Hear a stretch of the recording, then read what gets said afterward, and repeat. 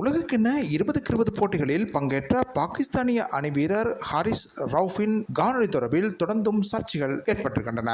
ஏற்கனவே அமெரிக்காவில் தங்கியிருந்த போது ரசிகர் ஒருவர் அவர் மீது குற்றச்சாட்டுகளை சுமத்தும் போது அவரை தாக்குவதற்காக ரவுஃப் செல்வதையும் பின்னர் இரண்டு தரப்பும் சமாதானப்படுத்தப்படுவதையும் காணொலி ஒன்று காட்டுகிறது. இந்த நிலையில் குறித்த ரசிகர் மீது சட்ட நடவடிக்கை எடுக்க வேண்டும் அல்லது அந்த ரசிகர் ரவுஃபிடம் மன்னிப்பு கோர வேண்டும் என்ற கருத்துக்கள் முன்வைக்கப்படுகின்றன. இதேவேளை ரசிகருக்கும் ரவுஃபுக்கும் இடையில் இடம்பெற்ற உரையாடலின் போது ரவுஃப் அந்த ரசிகரை பார்த்து நீ ஒரு இந்தியராக இருக்க வேண்டும் என்று கூறுகிறார். எனினும் அந்த ரசிகர் இல்லை, நான் பாகிஸ்தானிய அணி இந்த அளவுக்கு மோசமாக விளையாடுவதால் நான் ஆத்திரப்பட்டேன் என்று கூறுகிறார். இந்த விடயமும் தற்போது வைரலாக பரவி வருகிறது.